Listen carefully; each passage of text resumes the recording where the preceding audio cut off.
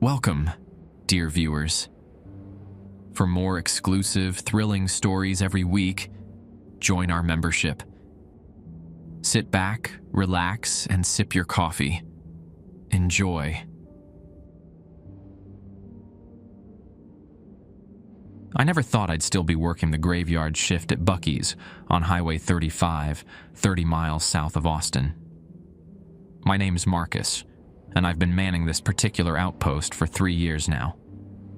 The massive travel center sits like a neon beacon in the darkness, drawing every kind of traveler you can imagine across the Texas landscape. During daylight hours, families pile out of minivans loaded with coolers and kids, grabbing the famous brisket sandwiches and those overpriced beaver nuggets. But nights? That's when you meet the real Texas. Long-haul truckers pulling double trailers filled with everything from cattle to computer parts. Ranch hands driving dusty F-250s with livestock trailers heading to auction in San Antonio. Weekend warriors in lifted Chevy Silverados, their beds stuffed with camping gear and beer coolers.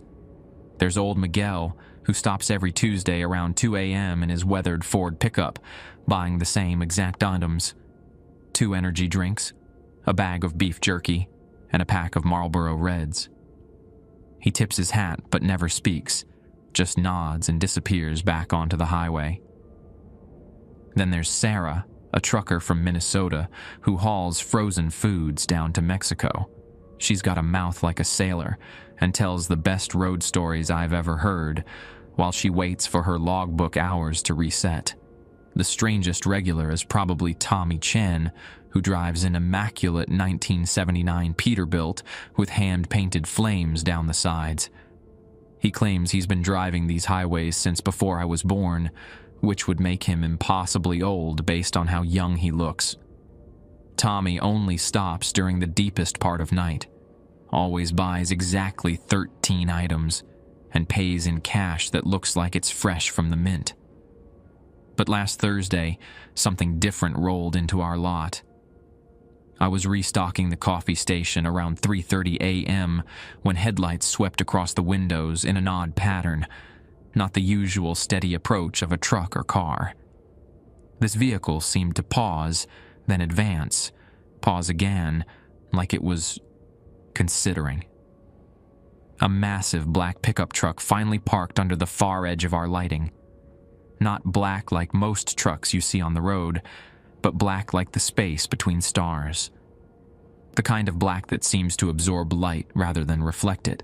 No license plate visible from where I stood. No mud, no road dust, no scratches. Unusual for any vehicle that spent time on Texas highways.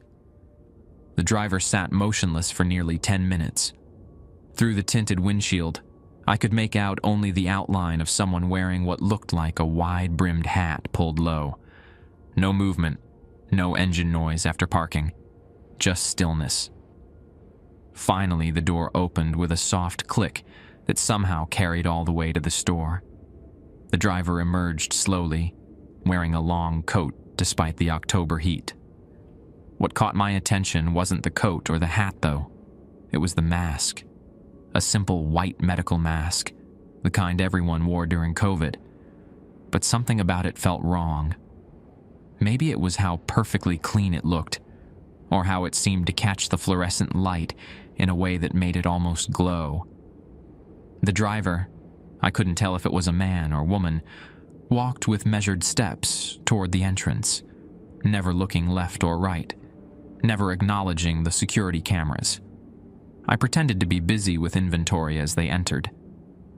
The automatic doors chimed their usual welcome, but the sound felt flat, muffled somehow.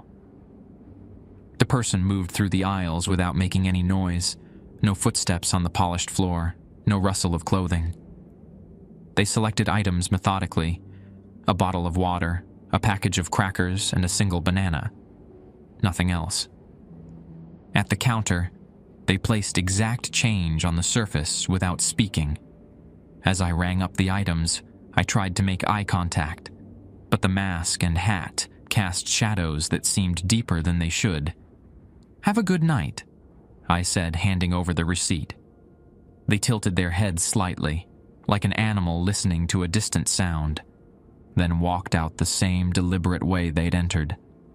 The truck started without any engine noise I could hear and pulled away, taillights disappearing into the darkness of Highway 35. That was 5 days ago. Since then, my manager Dale handed me a folded piece of paper during shift change. "Follow these exactly," he said, his usual joking demeanor completely absent. "Some rules for night shift. Don't ask questions." I unfolded the paper in the break room. 7 simple rules written in block letters. Rules I've never heard of despite working here for 3 years. Tonight's my first shift following them. It's 11 p.m. now, and the black truck just pulled into the lot again. I pulled the folded paper from my pocket, hands trembling slightly. The rules were written in bold, black ink. Rule 1.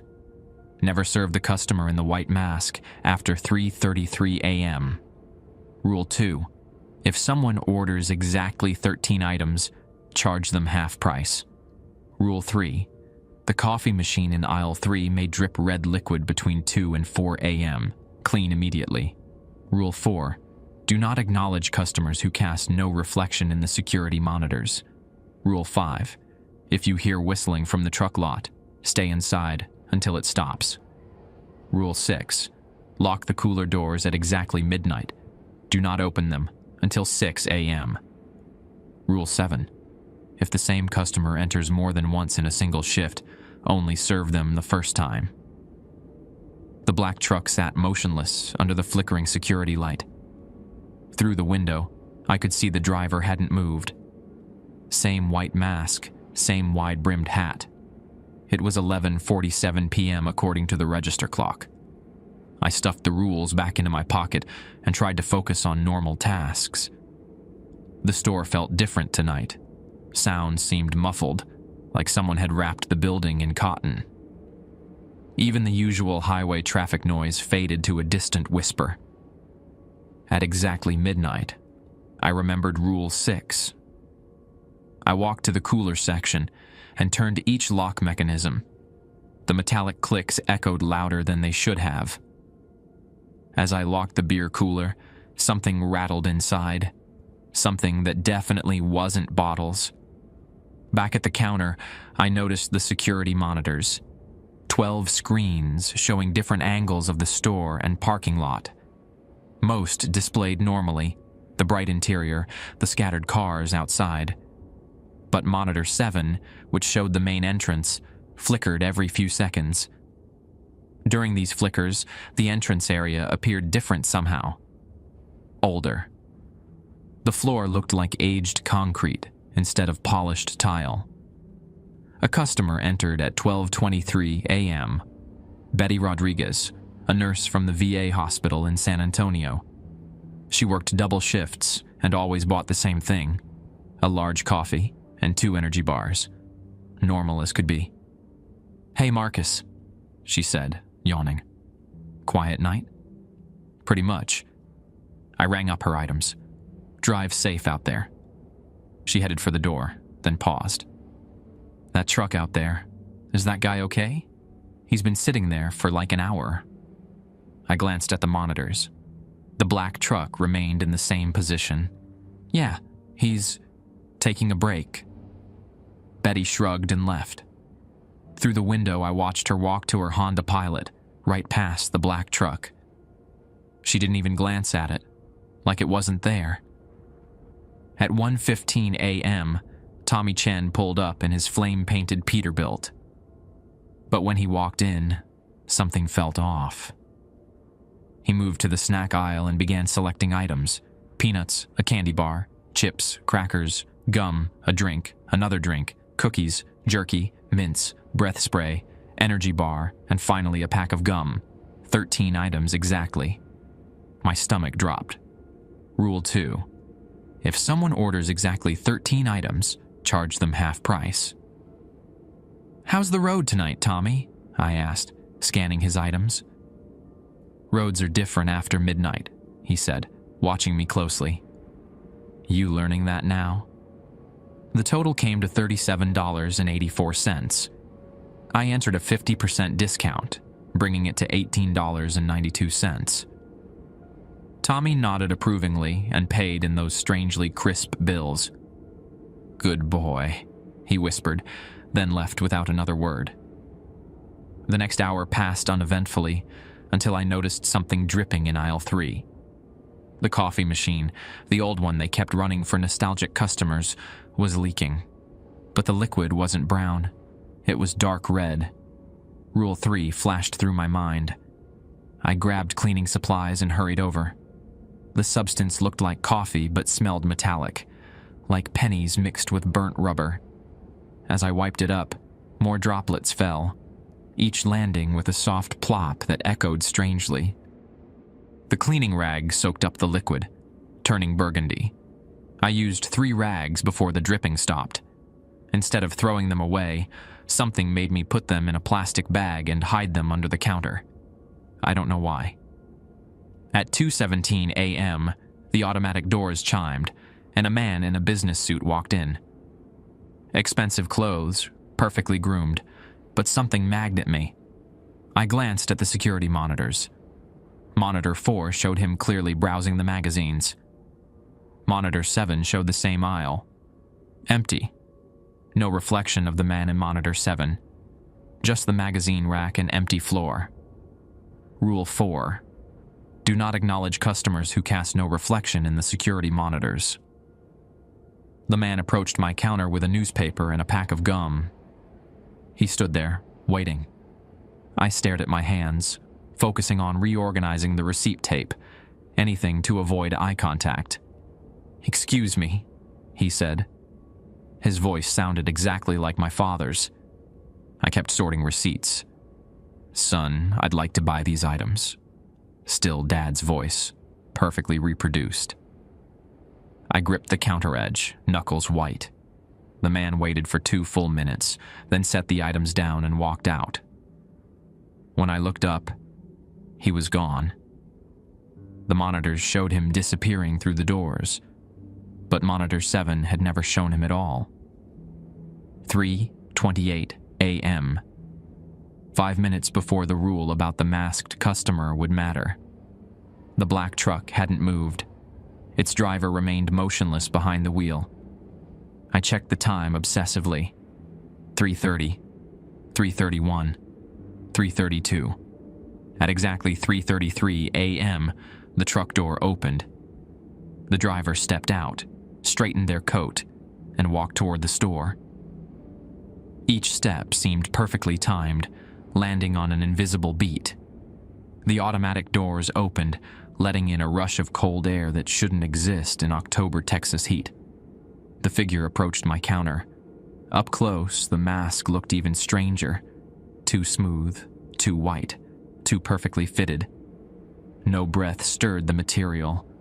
They placed 3 items on the counter: water, crackers, and a banana. Same as before. According to Rule 1, I couldn't serve them. But they stood there, waiting, while that white mask seemed to bore into my soul. Time stretched. Seconds felt like minutes. The store's fluorescent lights hummed different tunes, creating harmonies I'd never noticed. Finally, I spoke. I ... I can't help you right now. The figure tilted their head, like they'd expected this response. They left the items on the counter and walked away. Each step as measured as before. Through the window, I watched them return to the truck. But instead of driving away, they placed something on my windshield. A folded paper tucked under my wiper blade. The truck then pulled away, disappearing into the Texas night. At 4 a.m., I went outside to retrieve the paper.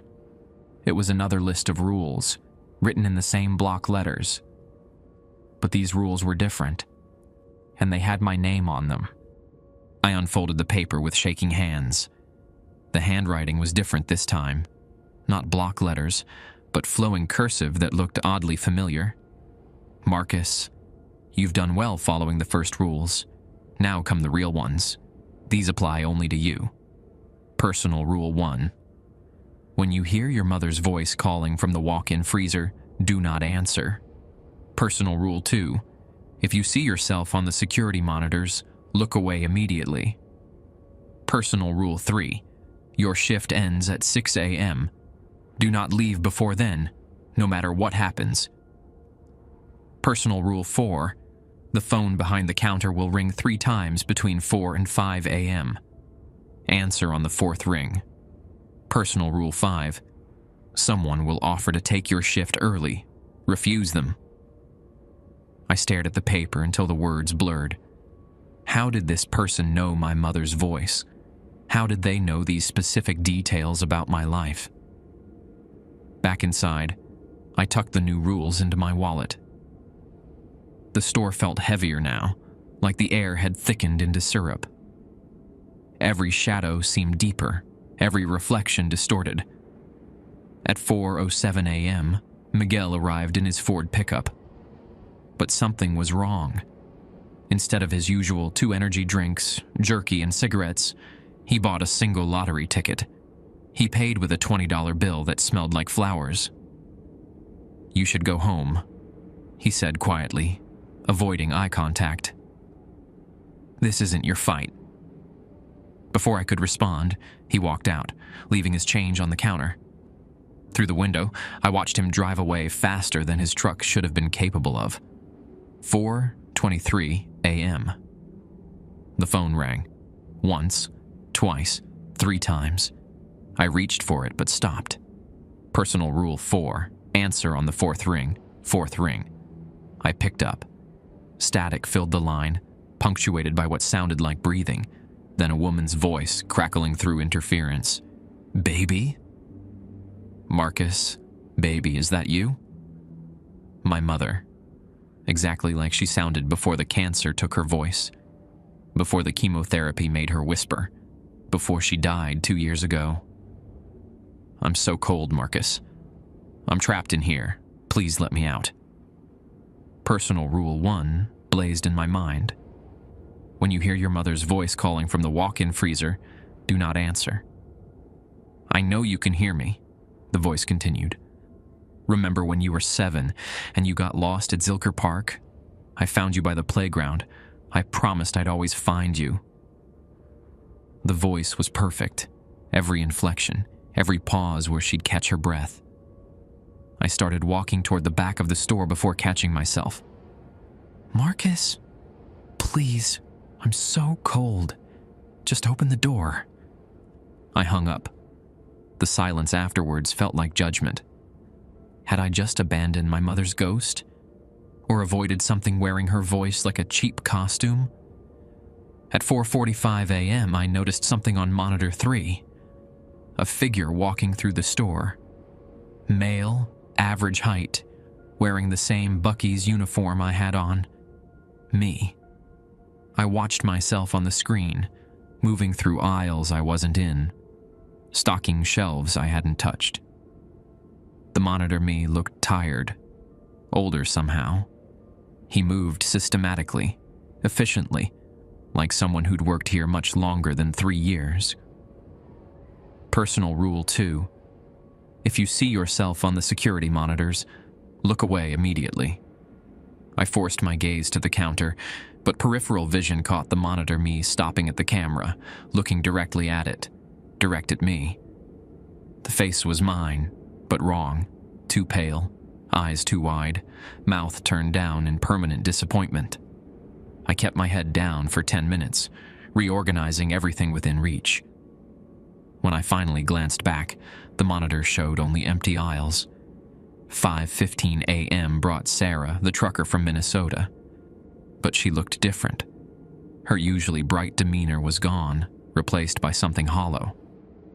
"Marcus, honey," she said, her voice strangely formal. "I've been talking with management. They want me to cover the rest of your shift. You can go home." Personal Rule 5. Someone will offer to take your shift early. Refuse them. "Thanks, but I'm good. Just an hour left." Sarah's smile twitched. "Come on, you look exhausted. I'll handle everything. Clock out now."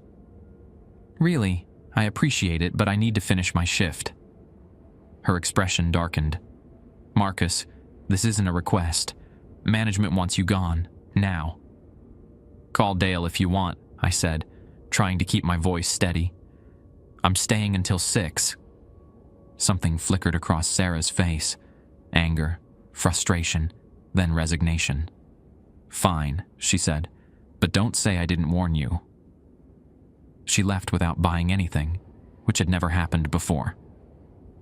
Through the window, I watched her truck pull away, but the license plates were different. Instead of Minnesota plates, they were blank white rectangles.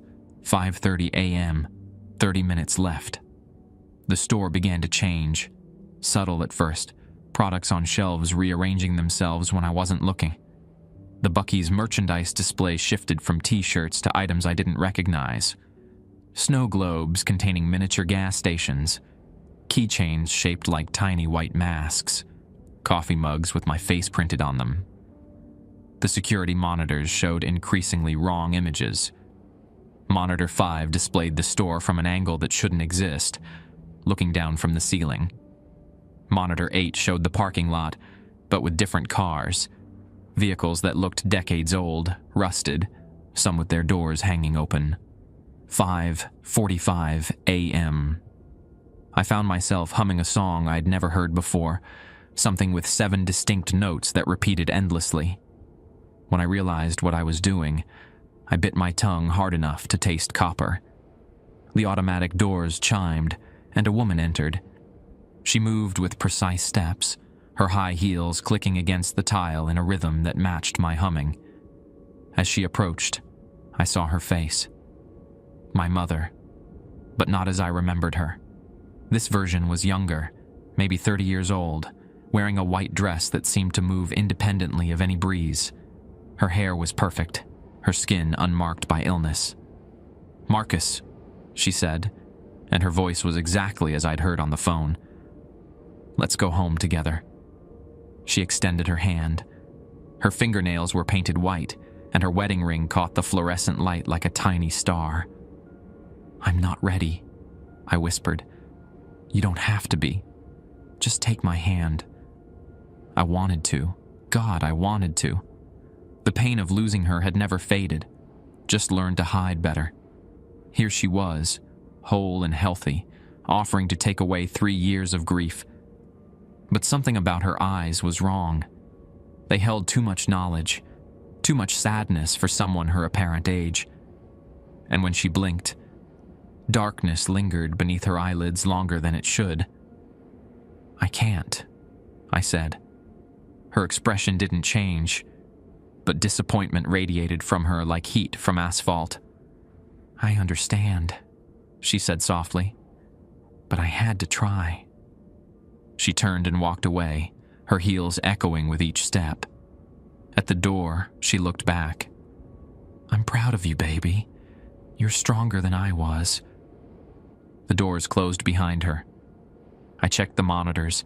They showed no trace of her having been here at all. 5:58 a.m., 2 minutes left. The store returned to normal with jarring suddenness.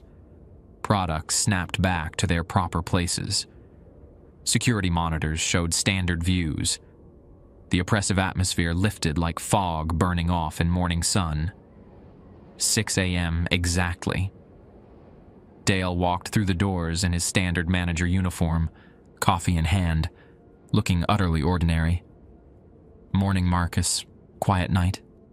I stared at him, still processing everything that had happened. "Relatively."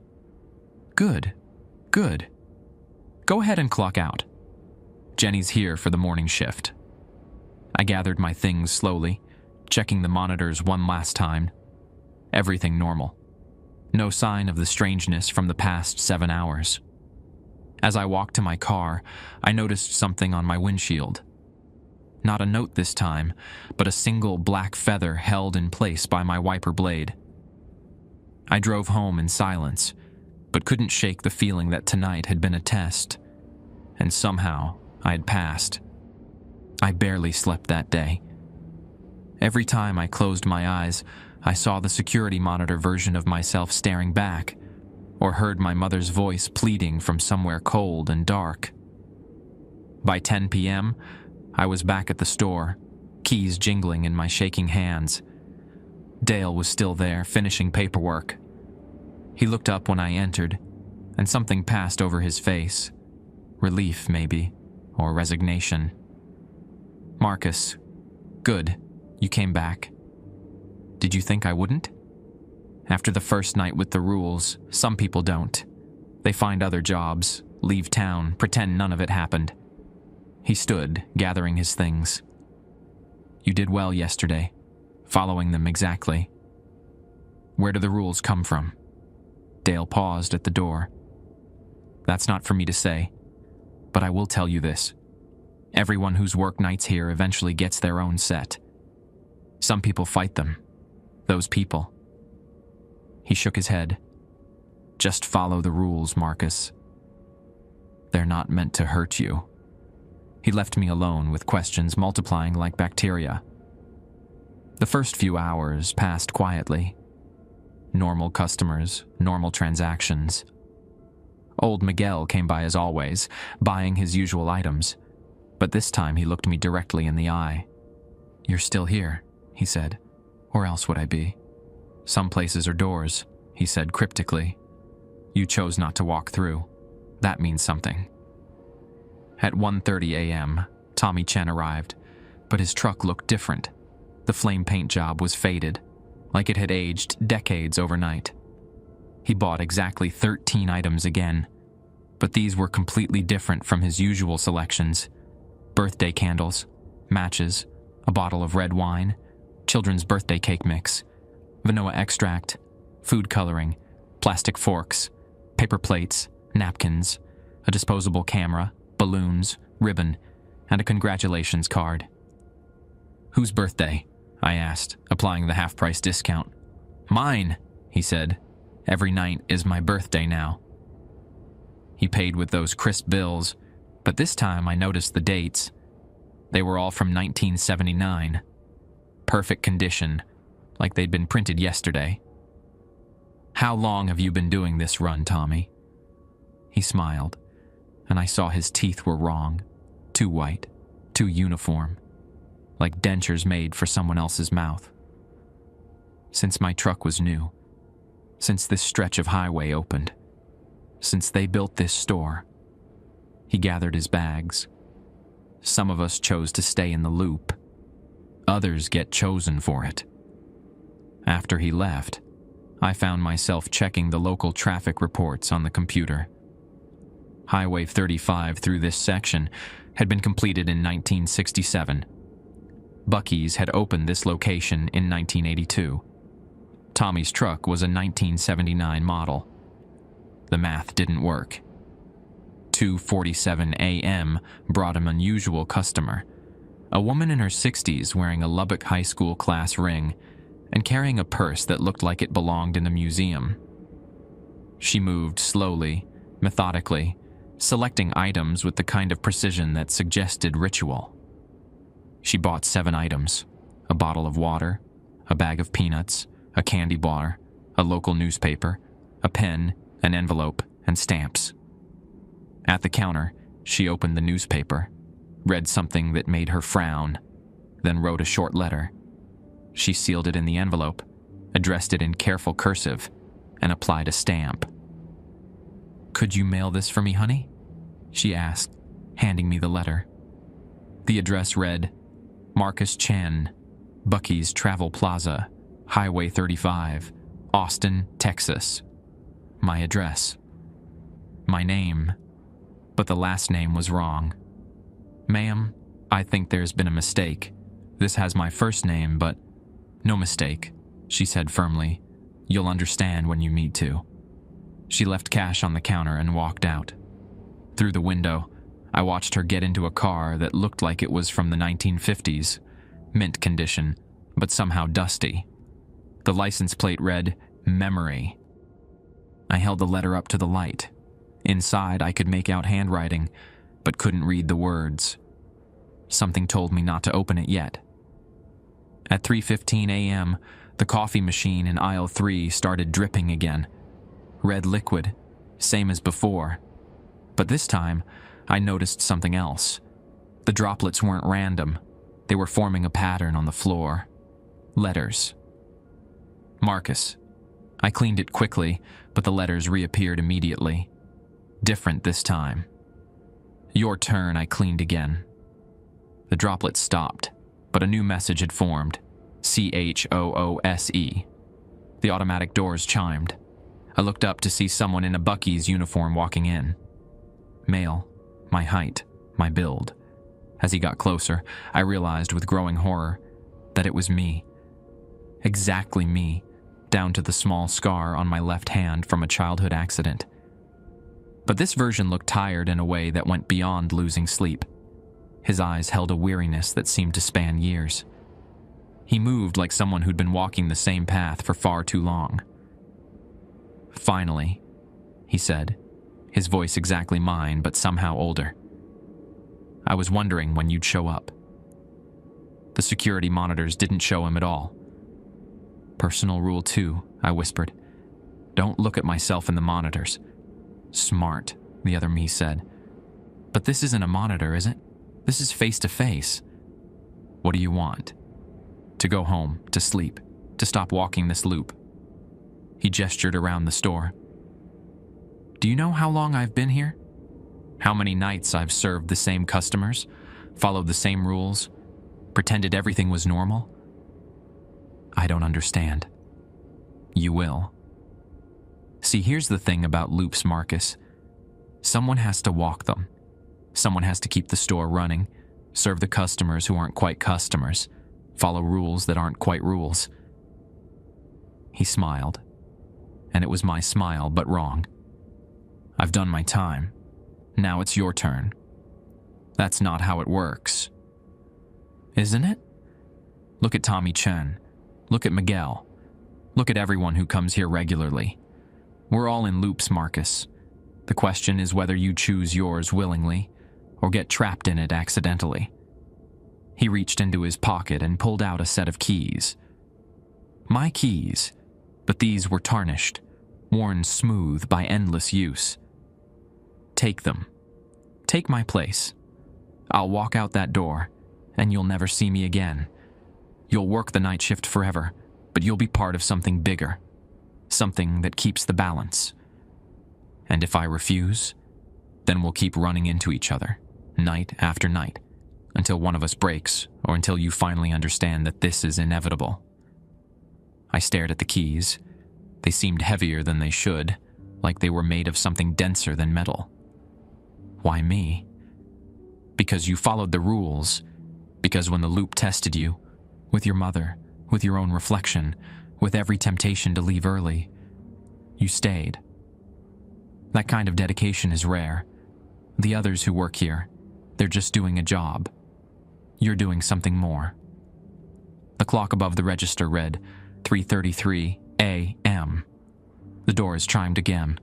The black truck driver entered, still wearing that white mask, but now I could see through it, see the face underneath. It was Dale, my manager Dale, but decades younger. Time to choose, Marcus. Dale's voice came from behind the mask. Tommy chose his truck and his eternal run.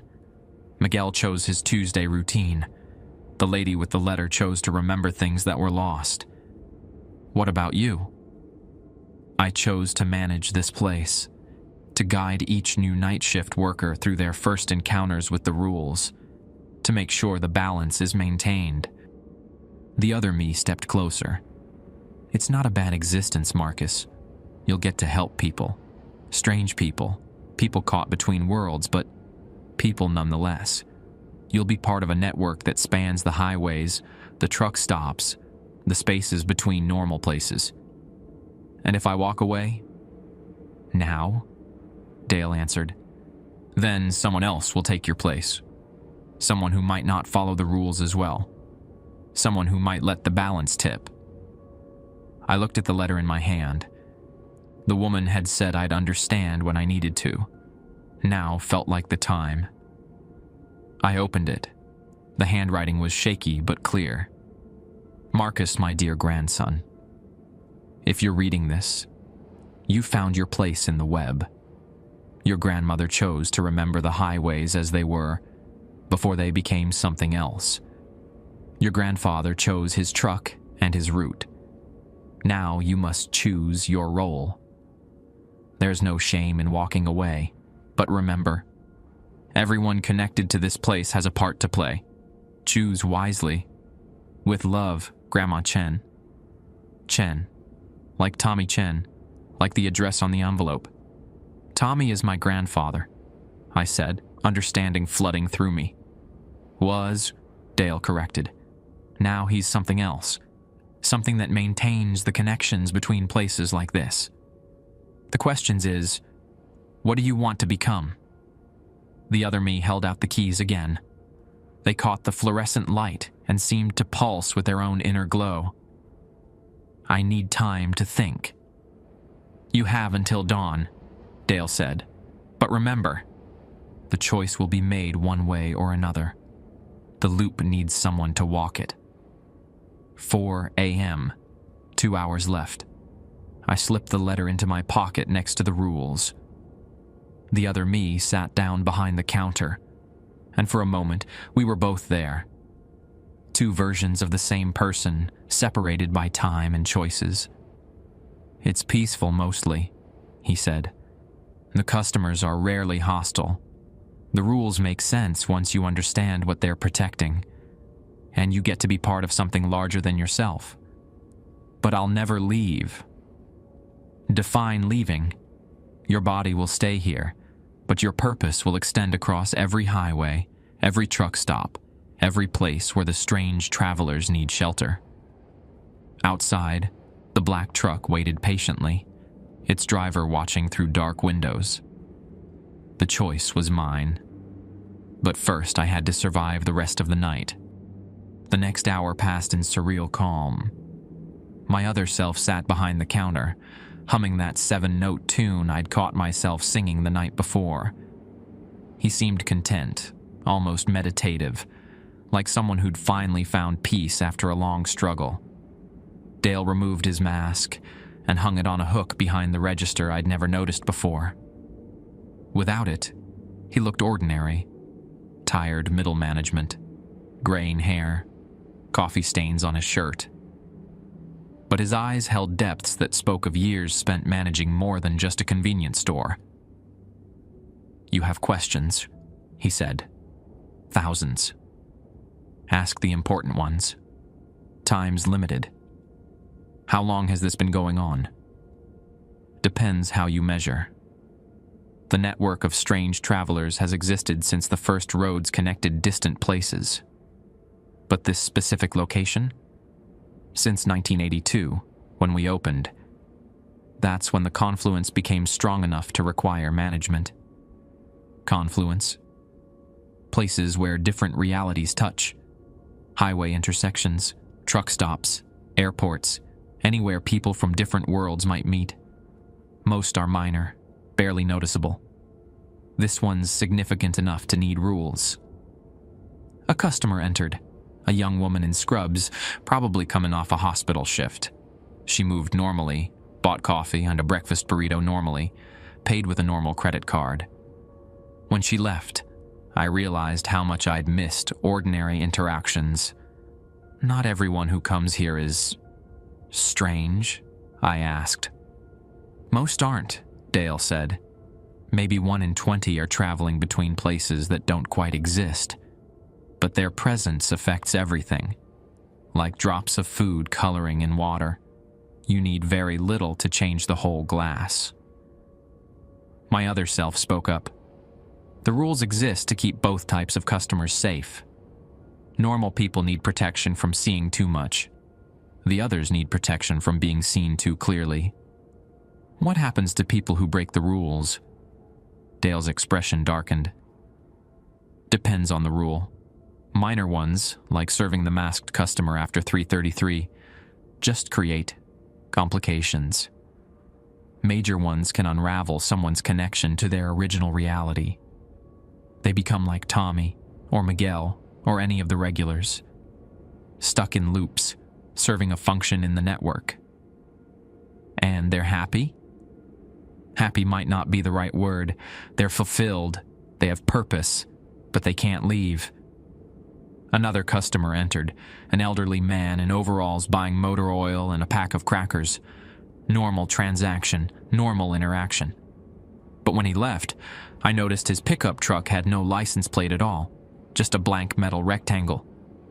How many people like you are there? Managing these places? Hundreds, maybe thousands. Every major truck stop has someone. Most airports, some train stations, anywhere travelers gather, especially at night. Dale checked his watch. We're recruited based on our ability to follow instructions precisely and adapt to unusual circumstances. Recruited? You think I applied for this job through Indeed? He smiled grimly. I was working nights at a gas station outside Amarillo 15 years ago. Different rules, same basic situation. When I proved capable, I was offered a promotion. Better pay, better benefits. But the work never stops. My other self stood and stretched. It's not as bad as it sounds, Marcus. You'll find rhythms, patterns.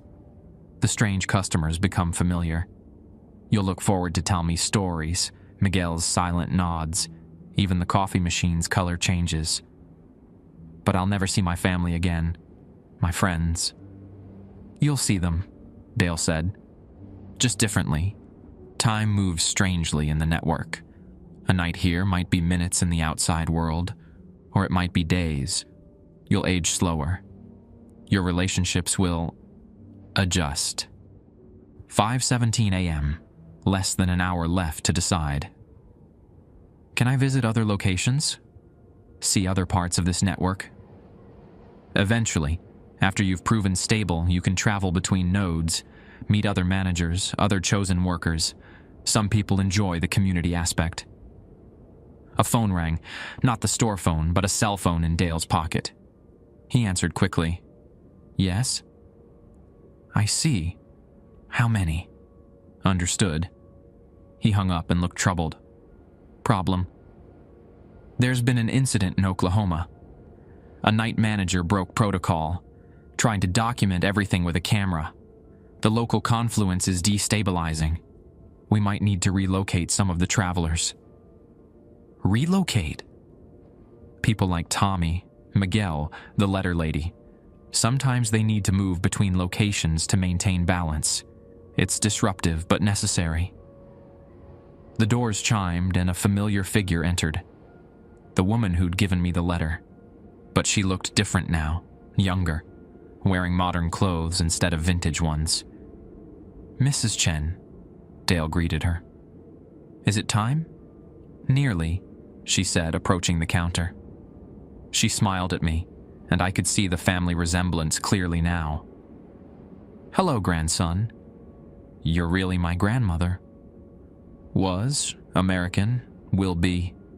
Time isn't linear in the network. She patted my hand. I chose to remember our family's connections to these places. Your grandfather chose to maintain them through his traveling. Now you have the opportunity to guard them. The letter you had me write, she continued, addressing Dale. It went through. This morning, the Vancouver location confirmed receipt. They're prepared. She turned back to me. Your cousin David works the night shift at a truck stop outside Seattle. Same situation, same choice. Family often finds its way to these positions. We're drawn to them. My other self checked the clock. 37 minutes left. What happens if I choose to leave? I asked. Dale sighed. Then we find someone else. But transitions are difficult.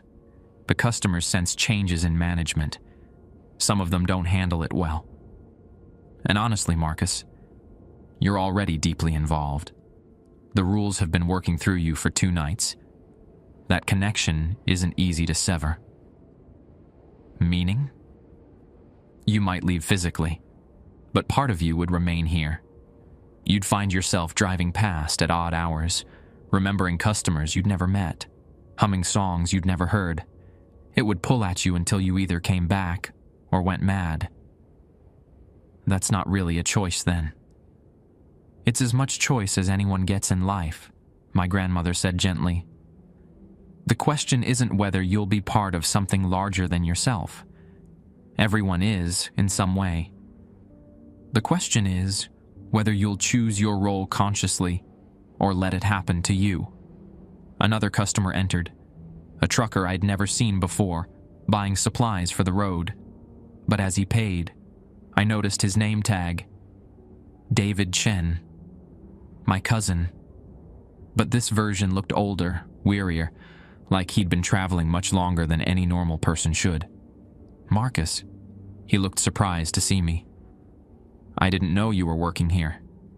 Just started the night shift. Ah. Understanding flickered in his eyes. Your time to choose then. It's not a bad life, cousin. Lonely sometimes, but meaningful. You'll help people who have nowhere else to go. He bought a coffee and a map of highways that didn't match any road atlas I'd ever seen. The routes were labeled with names like the Dreaming Path and Connection Avenue. Maybe I'll see you around the network, he said, then laughed. How many family members are involved in this? More than you might think, Grandmother Chen said. Your aunt runs a diner in New Mexico that serves similar functions. Your uncle manages a motel in Montana. We've been maintaining these connections for generations.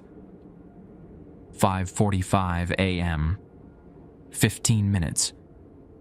My other self took the keys from his pocket again. Last chance, Marcus. I've been doing this for, I've lost track of how long, but I've helped thousands of travelers find what they needed.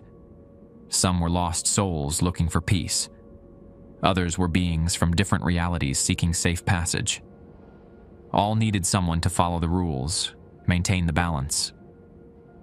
And if I take your place, you're free. Free to move on, to whatever comes next for people like us. Dale nodded. The network doesn't trap people forever. When your replacement is ready, you'll have options. Some choose to move to higher positions, managing multiple locations, coordinating between regions. Others choose to step outside reality entirely. What does that mean? Hard to explain. But some former managers become something like guardian spirits for the entire network. They exist in the spaces between spaces, helping when things go wrong. The clock showed 5:50 a.m., 10 minutes. I looked at the keys in my other self's hand. They seemed heavier now, weighted with responsibility and possibility. Marcus, Dale said quietly, understand this isn't just about you. The network needs people it can trust, people who will follow rules not out of fear, but out of understanding. You've proven you can do that. And if I screw up, then we'll help you fix it. That's what the network is for. 5:55 a.m., 5 minutes. My grandmother squeezed my hand. Whatever you choose, I'm proud of you. You've honored our family's legacy just by being here. The automatic doors were silent. No more customers would come before dawn. 4 minutes. I picked up the keys. The keys felt warm in my palm, like they'd been held by someone for a very long time. 3 minutes left. I need to know something, I said to my other self. When did you start? What year? He smiled sadly. 2021. 3 years ago, your time. That's impossible. I started working here 3 years ago. Time isn't linear in the network, Marcus. I'm you from another possibility. A version where you said yes the first night you were offered the choice, or you took the keys immediately. Dale nodded. Sometimes the network shows people their alternative paths. Usually, it helps with the decision. So he's not my replacement. He's what I become if I say yes. One version of it, my other self confirmed. I've seen different paths too. A Marcus who became a regional coordinator, moving between dozens of locations. Another who chose the Guardian path and became something that exists between realities. And one who walked away. What happened to the one who walked away? The room grew cold. Outside, I could hear wind that hadn't been there before. He manages a 24-hour diner in Nebraska now. My other self said quietly. Still serves strange customers, still follows rules. But he's alone. No network, no support, no understanding of what he's part of. The strange finds you whether you join willingly or not, Marcus. At least here, you're not facing it alone. 2 minutes. Show me, I said suddenly. Show me what it really means. Dale raised an eyebrow. Show you what? The network, the customers, what I'd really be signing up for. My other self and Dale exchanged glances. It's risky, Dale said. Once you see the full scope, you can't unsee it. I need to know. 1 minute. Dale walked to a door behind the counter I'd never noticed. It was painted to match the wall perfectly, nearly invisible. He opened it, revealing a corridor that shouldn't exist. The building wasn't deep enough for a hallway that long. Come on, then. We walked down the corridor, leaving the other markets behind the counter. The walls were lined with windows showing different scenes. Other truck stops, other convenience stores, other night shift workers following their own sets of rules. Portland.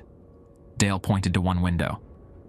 The manager there handles maritime travelers, beings who travel on ships that sail through fog into other dimensions. Another window showed a desert gas station. Arizona. That woman manages a hub for time travelers, people who got unstuck from their proper decades. A third window displayed what looked like a regular suburban convenience store, but the customers had too many limbs or eyes that reflected light wrong, or moved in ways that defied physics. Detroit, extra-dimensional refugees. The corridor seemed to stretch forever. Hundreds of windows, hundreds of locations, hundreds of people like me faced with similar choices. This is what you're joining, Dale said. A community of guardians, guides, rule followers. People who keep the strange safe and the normal protected. We stopped at a window, showing the interior of our own store. The other Marcus sat calmly, humming that 7-note tune. Through the front windows, I could see dawn approaching. Time's up, Dale said gently. But then something changed. The window flickered, and I saw our store from a different angle. The other Marcus was gone. Instead, a woman I didn't recognize worked behind the counter. She looked harried, frightened. She was fumbling with a list of rules, clearly not understanding them. The door chimed, and Tommy Chen entered. But this version of Tommy looked wrong, partly translucent, like his truck. He approached the counter, meeting his usual transaction, but the woman didn't know about the 13-item rule. I just want to buy my gas, she said sharply when Tommy presented 13 items. I don't care about your weird shopping habits. Tommy's expression crumbled. He began to fade more, becoming less substantial. Through the store windows, I could see his truck flickering between solid and ghost-like. Other vehicles in the lot, cars that didn't quite match reality, started to shimmer uncertainly. What's happening?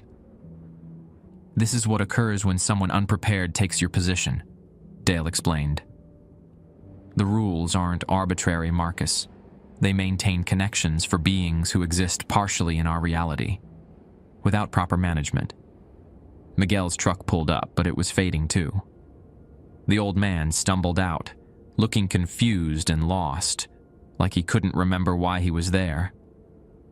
The woman behind the counter grew increasingly agitated as customers she couldn't understand tried to complete transactions that made no sense to her. She'll quit by morning, Dale said, and everyone who depends on this location will lose their anchor to reality. Tommy will fade completely. Miguel will forget his purpose and drive random highways forever. Your grandmother will lose her connection to family memory. Make it stop. I can't. This is what happens when the network fails. The scene was horrifying, not because of monsters or supernatural threats, but because of disconnection, dissolution, the unraveling of connections that gave purpose to lost beings. Change it back. Dale smiled. Only you can do that. 6 a.m. had passed. Dawn was breaking over the real store. But here in the corridor, time seemed suspended. I'll do it, I said. I'll take the position. Are you certain?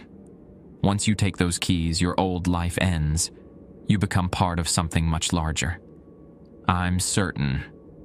The window flickered again, returning to show the other Marcus behind the counter.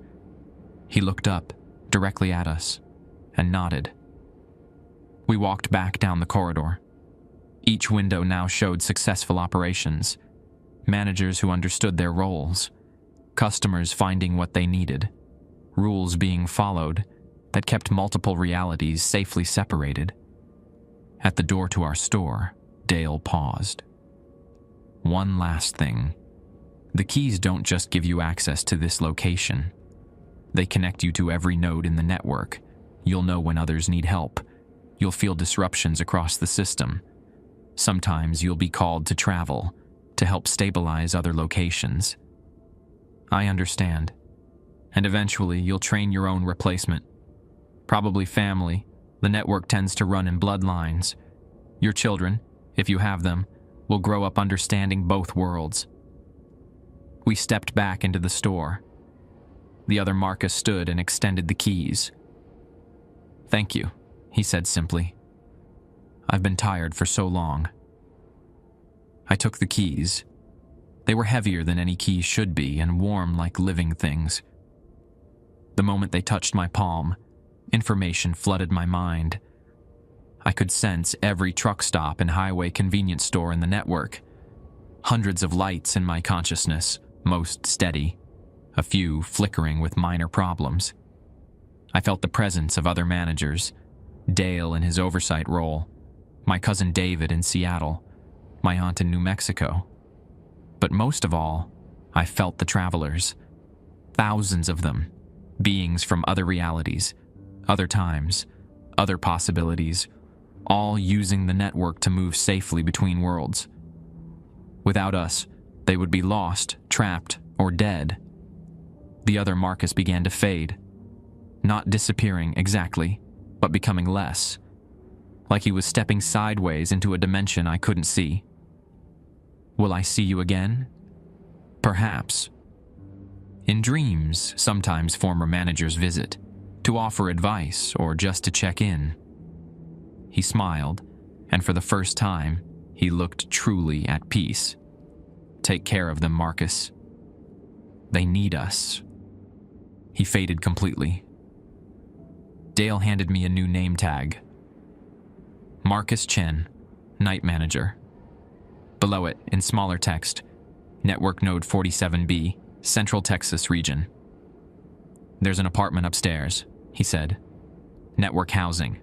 Rent-free, bills paid. You'll need to move your things, but there's no hurry. Time moves differently now. What about my old job? My apartment lease? Handled. The network has people who manage these transitions. To everyone in your old life, you got a promotion and moved for work.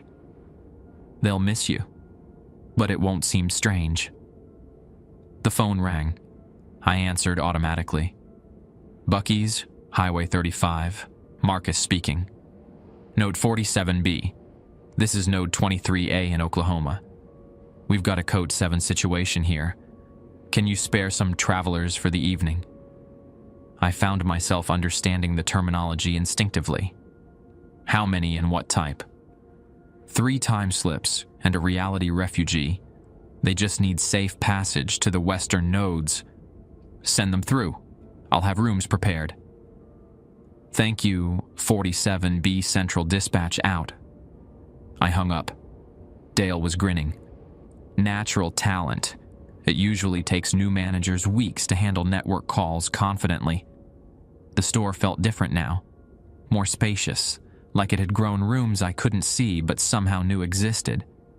Behind the counter, I noticed new controls, monitors for other locations, communication devices, a computer system that tracked travelers' movements across the network. "Your first official shift starts tonight," Dale said. "I'll stay for the transition period. Few days, maybe a week, to make sure you're settled. And then you're on your own, but never alone. You've got the entire network backing you." He handed me a thick manual. Everything you need to know, rules for different types of travelers, emergency protocols, how to handle reality fluctuations. Reading it will come naturally now. Tommy Chen's truck pulled into the lot. But now I could see both versions, the solid flames and paint job that normal customers saw, and the ethereal, almost ghostly truck that was his true form. He parked and got out, tipping his hat to the window. I waved back and he smiled. A real smile this time, not the too perfect one from before. "He knows," Dale said. "They can all sense the change. You're one of them now, Marcus.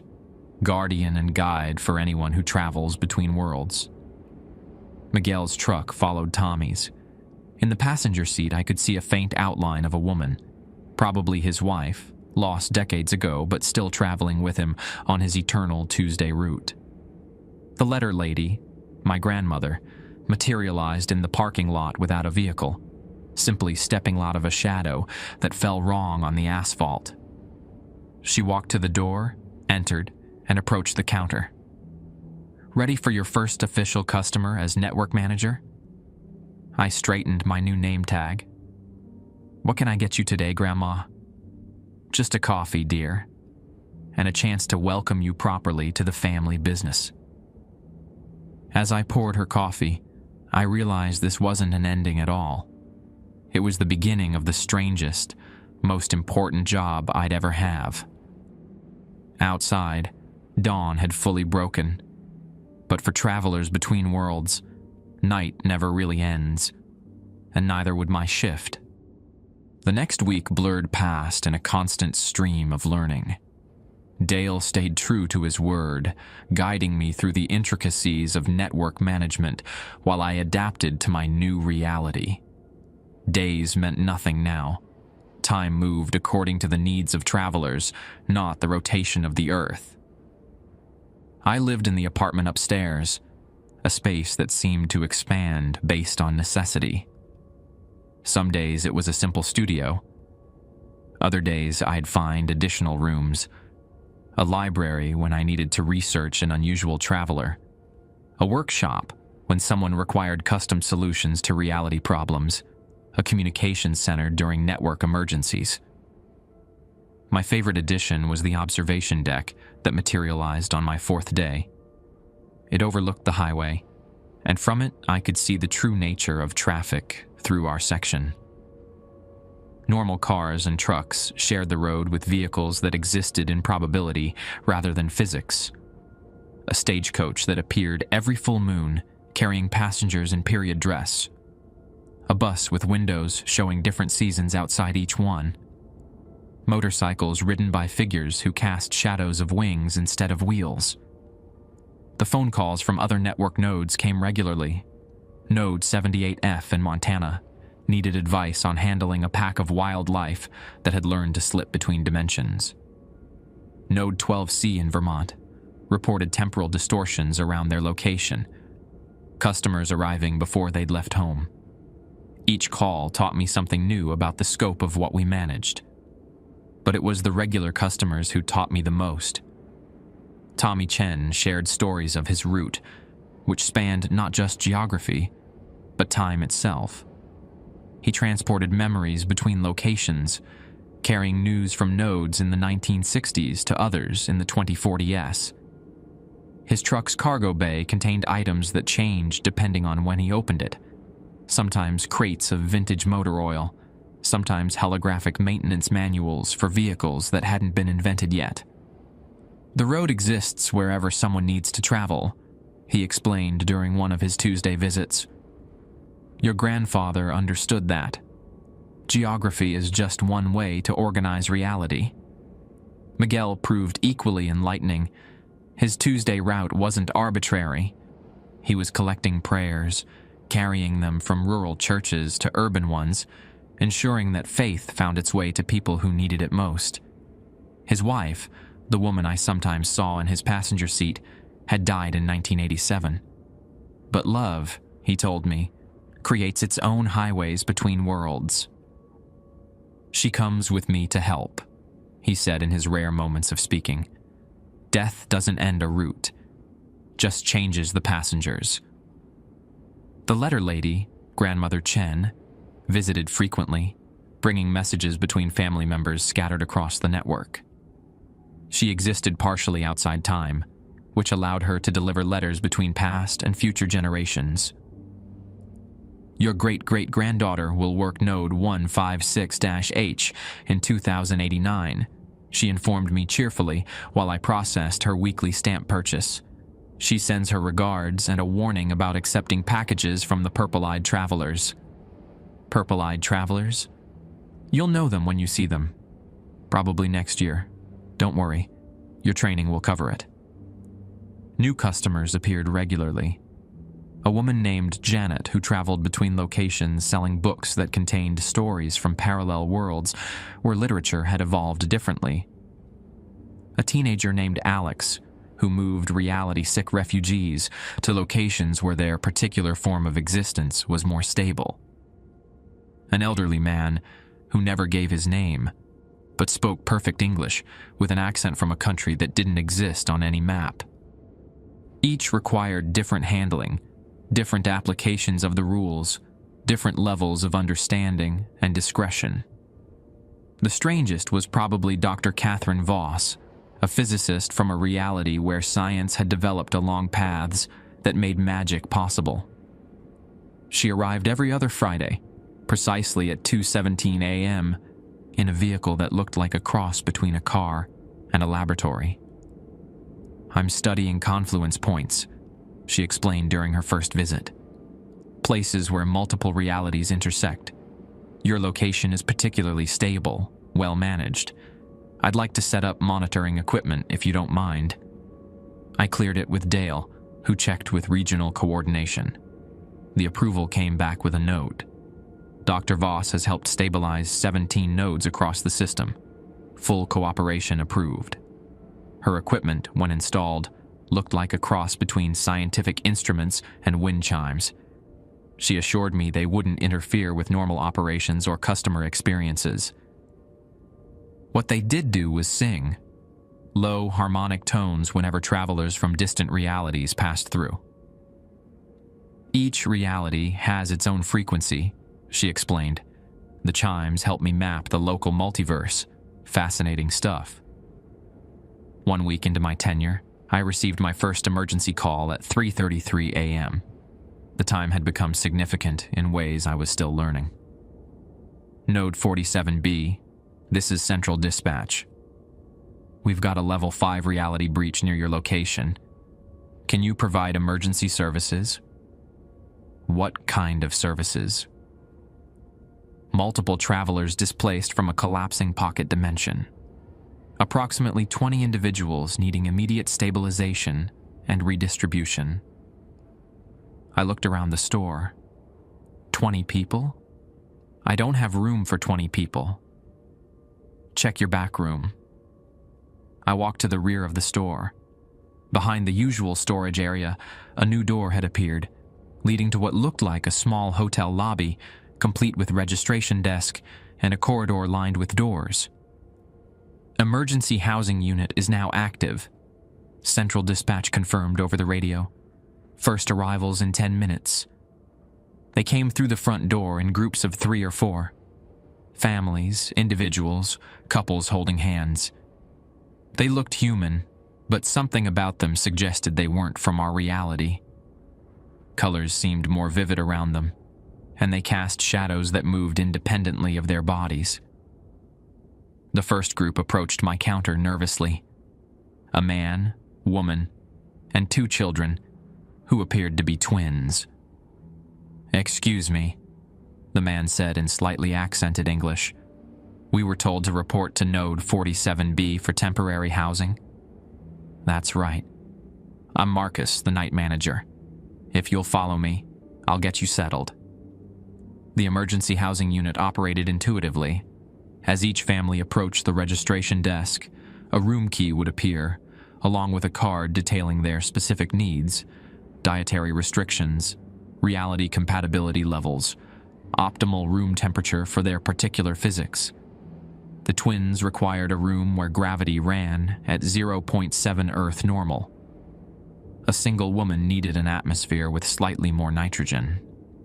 An elderly couple communicated entirely through color changes in their skin, so I gave them a room equipped with chromatic translation software. Within an hour, all 20 were housed.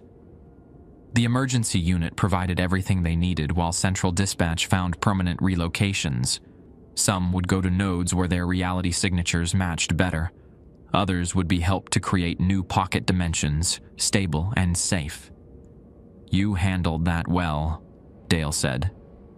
He'd appeared during the emergency to observe, but hadn't interfered. Most new managers panic during their first displacement incident. It felt natural, like the building wanted to help them. The nodes are living things, in a way. They exist to serve travelers between worlds. The more attuned you become to your location, the more it will respond to your intentions. By dawn, all 20 had been relocated to appropriate nodes. The emergency housing unit folded back into storage space, leaving no trace that had ever existed. That afternoon, time being relative, I received a thank you note via network mail. The family with gravity-sensitive twins had been relocated to a mountain node in Colorado, where they could live comfortably while maintaining their unique physiology. The node included a small gift, a stone that changed color based on local reality stability. "Green means normal," the note explained. "Yellow indicates minor fluctuations. Red suggests immediate action needed. It will help you predict emergencies." I kept the stone on the counter where I could see it. It remained steadily green for days, but I learned to watch for the subtle color shifts that preceded unusual customer arrivals. 2 weeks in, I got my first visit from higher network management. A woman named Director Sarah Reyes appeared during my shift, stepping out of a door that hadn't existed moments before. "Marcus Chen," she said, consulting a tablet that showed scrolling text in multiple languages, some using symbols I didn't recognize. "Network Node 47B. I'm here for your 2-week evaluation." She spent the night observing my interactions with customers, checking my records, reviewing the changes I'd made to store operations. The biggest change was simple. I'd arranged the aisles to accommodate non-standard customer physiology. The snack aisle now had sections at different heights for travelers of various sizes. The coolers included options for beings with different temperature requirements. "Innovative," she noted. "Most managers take months to think of accessibility modifications. Your customer satisfaction scores are exceptional." Customer satisfaction scores? "We track how well each node serves its travelers. You're performing above average for someone with your experience level."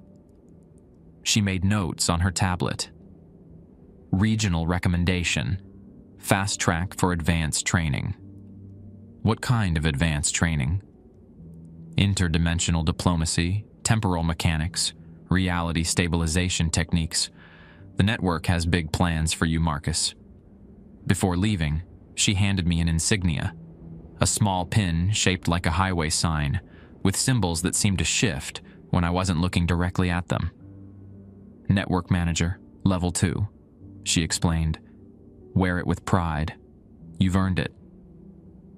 After she left, I examined the pin more closely. The symbols weren't shifting randomly. They were showing the information. Current network status, nodes requiring assistance, even weather conditions at different locations. The stone on my counter flickered yellow briefly, then returned to green. I looked up to see a customer I'd never served before, a young woman carrying a musical instrument that looked like a violin crossed with a telescope. "Welcome to Node 47B, I said, settling into my routine. "What can I help you find tonight?" She smiled, and her smile contained colors that shouldn't exist. "I'm looking for the highway to yesterday. Someone told me you could point me toward the right on-ramp." I consulted the manual Dale had left me, found the entry for temporal travelers, and began drawing her a map that would make no sense to anyone from my original reality. But it was just another night at Buc-ee's on Highway 35. Just another customer needing help finding her way home. 3 months into my role as network manager, I thought I'd seen everything the multiverse could offer. I was wrong. The trouble started when the reality stability stone turned orange, a color that wasn't mentioned in any manual I'd read. Orange pulsed steadily on the counter, while Dr. Voss's equipment sang discordant notes that made my teeth ache. "Central Dispatch. This is Node 47B, I radioed at 1:15 a.m. "I'm reading unusual stability indicators, requesting guidance." Static answered me. Not the normal kind. This static formed patterns, almost like a language I couldn't understand. I tried the emergency protocols, the backup communication systems, even the direct line to Dale's oversight office. Nothing worked. Every channel returned the same patterned static. Then, Tommy Chen arrived, but his truck wasn't alone. Behind it drove a convoy of 7 identical vehicles, the same 1979 Peterbilt model, all painted with identical flame patterns. They parked in perfect formation, and 7 versions of Tommy got out. The first walked in as usual, tipping his hat. The others waited outside, standing beside their trucks with mathematical precision. "Evening, Marcus," Tommy said, but his voice carried harmonics I'd never heard before. "Tommy, what's happening? Why are there 7 of you?" "The network's experiencing a convergence," he explained, placing exactly 13 items on the counter. But these weren't his usual purchases. They were all maps. Highway maps from different states, different countries, different decades. Multiple timeline versions of myself are being pulled together. Is that bad? Depends on why it's happening. He paid with bills that shifted denominations as I watched, 20s becoming 50s, 10s becoming hundreds. Sometimes it means someone's trying to collapse the spaces between realities. Before I could ask more questions, Miguel arrived. But like Tommy, he wasn't alone. 3 versions of his Ford pickup pulled up, each carrying a different version of his deceased wife. In one truck, she appeared young and vibrant. In another, she looked as she had when she died. In the third, she seemed made of starlight and memory. All 3 Miguels entered together, moving in perfect synchronization. They approached different sections of the store but spoke as one voice. "The Tuesday routes are merging," they said. "Someone is pulling the paths together." The Miguels purchased their usual items, but each paid with different currency: modern American bills, old Mexican pesos, and coins from a currency that didn't exist in any reality I knew. Dr. Voss arrived next, but her equipment looked different. Instead of her normal reality measuring instruments, her vehicle bristled with what looked like weapons designed to fight concepts rather than matter. "Mr. Chen," she said briskly, "I need you to lock down your node immediately. We're dealing with a reality predator." "A what?" "An entity that feeds on the spaces between worlds. It's drawing together multiple timeline versions of your regular customers to create a feeding event." She began setting up additional equipment inside the store. "The convergence here will eventually collapse into a single point, and everything in the vicinity will be consumed. How do we stop it?" "We don't. You do." She handed me a device that looked like a radio crossed with a compass. "You're the anchor point for this node. The predator can't directly attack you, but it can manipulate the timelines of your customers to destabilize your position. The door chimed again. Grandmother Chen entered, but she wasn't the only one. 3 versions of her came in, one young, one middle-aged, one ancient beyond her usual years. They carried letters from different time periods, messages spanning decades. "Marcus, dear," the eldest version said, "we don't have long. The family network is being pulled apart." "What family network?" The middle-aged version answered, "Every Chen who's ever worked the night shifts. Every family member who served the travelers. We're all connected across time, and something is trying to break those connections." The youngest version handed me a letter. The envelope was addressed in my own handwriting, but I've never written it. Inside was a single sentence: "Trust the rules, not the realities." More customers arrived in groups, multiple versions of every regular I'd come to know. The store filled with temporal echoes of familiar faces, each slightly different, each carrying pieces of the puzzle. Janet, the bookseller, appeared in 5 versions, each carrying texts from different parallel worlds. Alex, the refugee handler, came in as child, teenager, and adult, simultaneously. The purple-eyed traveler's grandmother had warned me about finally showed up. 7 beings with eyes like amethyst galaxies.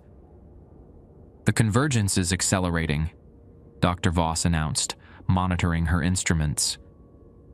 "You have maybe 20 minutes before the timeline collapse becomes irreversible."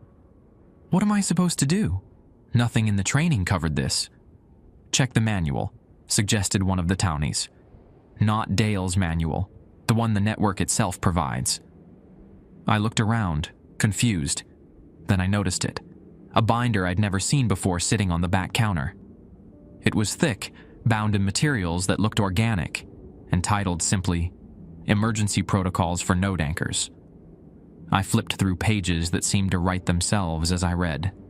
Finally, I found the section I needed. Managing Reality Predator Convergence Events. The solution was simpler than I'd expected, but infinitely more complex than I'd prepared for. "The rules," I said aloud, understanding flooding through me.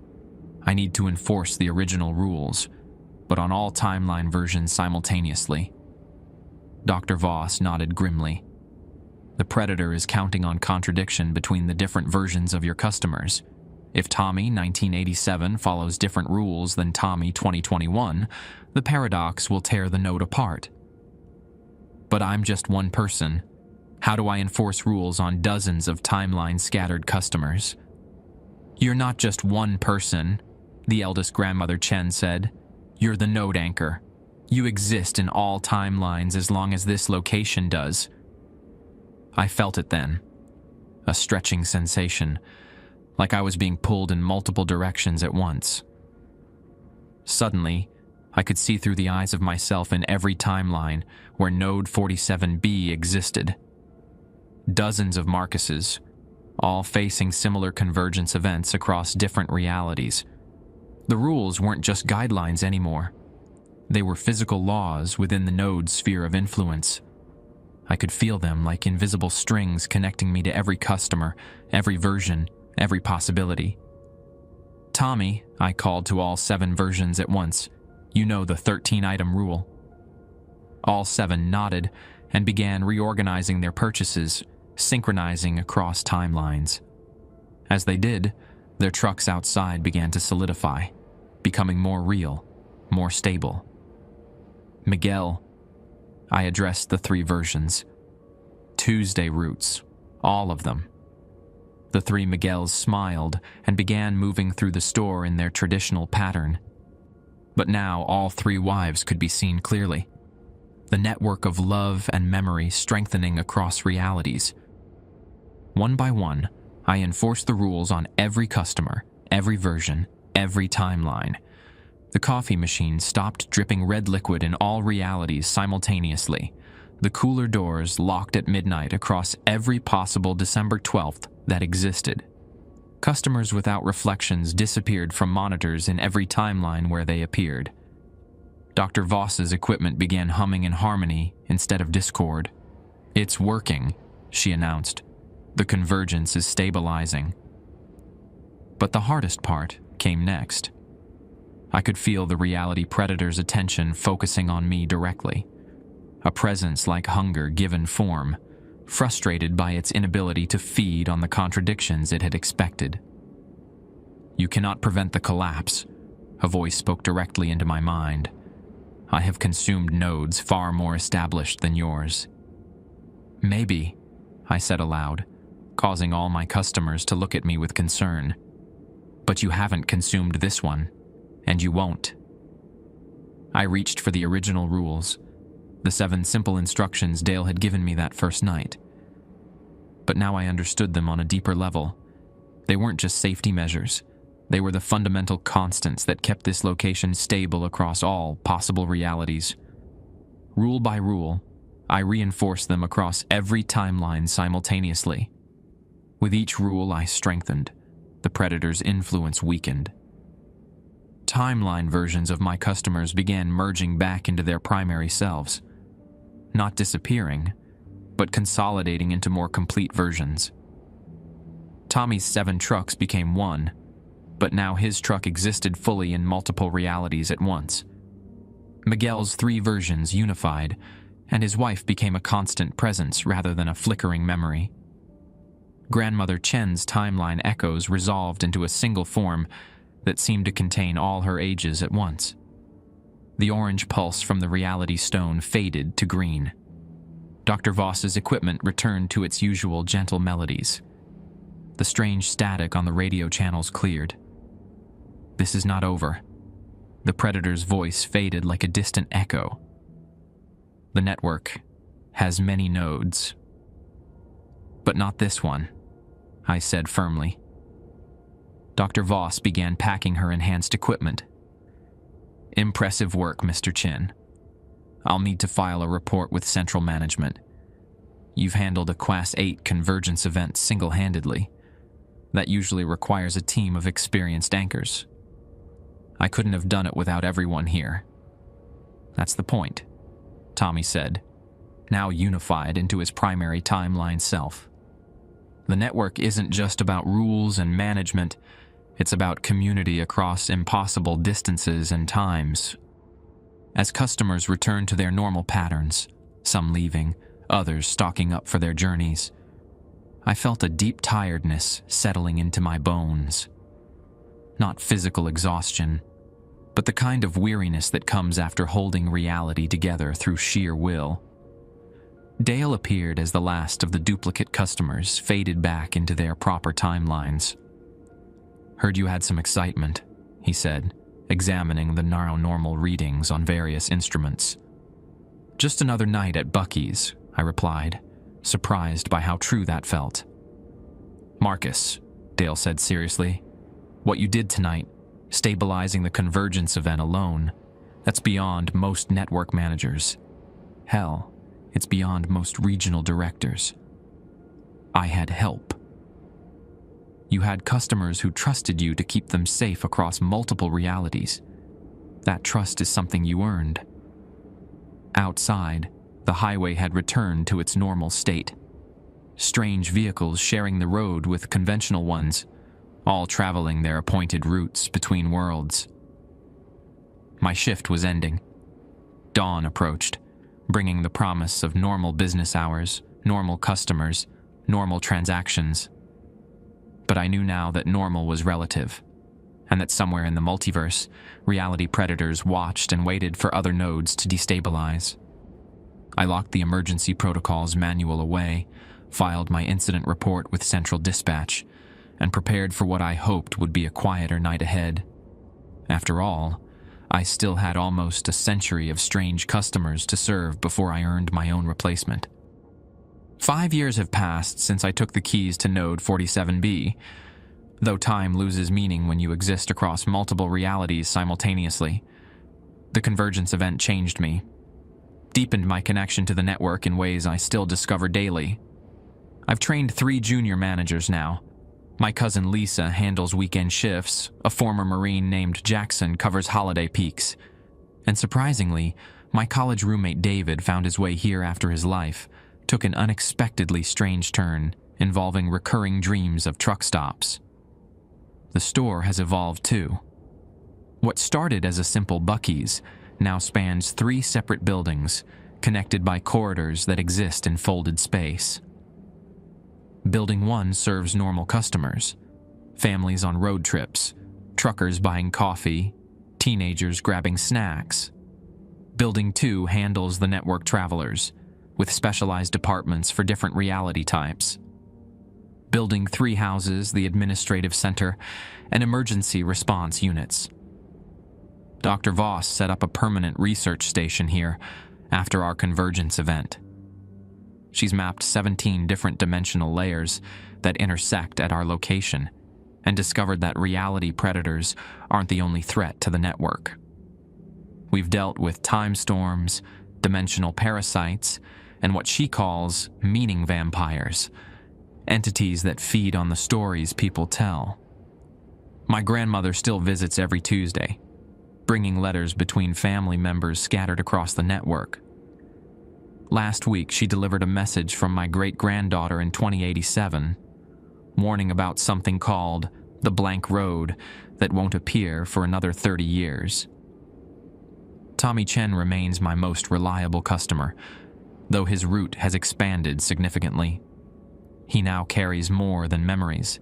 He transports crucial network data between nodes, updates to rules and protocols, and occasionally refugees from realities that have become too dangerous. His truck has become a mobile embassy of sorts. Miguel's route evolved too. He still makes the Tuesday run, but now his wife appears solid and permanent beside him. The network helped them resolve their separation across death's boundary. They deliver peace to troubled locations, bringing calm to nodes experiencing reality storms. The purple-eyed travelers have become regular customers. They're refugees from a reality where physics works differently, where light behaves like liquid and thoughts have weight. They're slowly adapting to our dimensional rules while sharing their unique perspectives on existence. We've had celebrity visitors. I met the manager of Node Prime, the first location ever established, somewhere in the mountains of Tibet. She's been running her station for over 400 years and shared wisdom that changed how I view the entire network. The strangest evolution has been personal. I can step sideways into other realities now, visit other nodes instantly, even attend network conferences in spaces that exist between dimensions.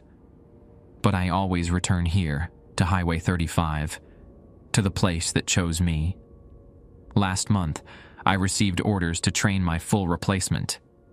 Not because I'm leaving, but because the network is promoting me to regional coordinator. I'll be managing 17 nodes across Texas, Oklahoma, and Arkansas, troubleshooting convergence events and helping new managers adapt to their roles. But tonight feels different. The reality stone has been flickering colors I've never seen, deep purples and shifting golds. Dr. Voss's equipment is responding to patterns she can't interpret. And 3 customers have asked about something called the night market. None of the manuals mention a night market.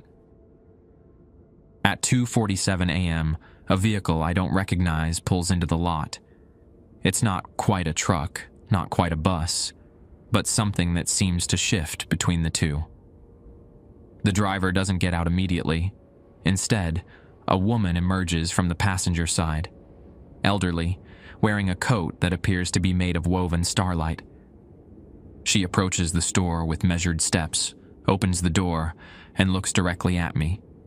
Marcus Chen, Node Manager 47B. Yes, ma'am. What can I help you find tonight? I'm here about the night market. It's time. Time for what? She smiles and her eyes hold depths that remind me of my first glimpse into the network corridor. Time for you to learn what lies beyond the network itself. What all of this has been preparing you for. She hands me an envelope sealed with wax, that shifts colors like an oil slick. Open this when you're ready for the next level of strange. The woman returns to her vehicle, which drives away without sound or visible movement, simply fading from one position to another until it disappears entirely. I hold the envelope, feeling its weight. Not physical weight, but the weight of choice, of change, of stepping into something even larger than the network I've come to know as home. The reality stone settles on a steady blue glow, a color that means stability, calm, the end of one chapter, and the beginning of another. Outside, Tommy Chim's truck approaches for his regular Wednesday run. But behind him, I see lights I've never noticed before. Not headlights or taillights, but sources of illumination that seem to be writing messages in languages made of color and movement. I place the envelope in my pocket next to the original rules Dale gave me 5 years ago. Those rules still matter, still keep this location stable, still protect travelers between worlds. But maybe it's time to learn what rules govern the spaces beyond the spaces between worlds. The automatic doors chime, welcoming Tommy inside. I look up at him and smile. "Evening, Marcus," he says, tipping his hat as always. "Ready for another strange night?" I touch the envelope in my pocket. "Always am, Tommy. Always am." The night market, whatever it is, can wait until after I help my customers find what they need. After all, some rules never change, and serving strange travelers who need a safe place to rest, refuel, and remember they're not alone, that will always be the most important one.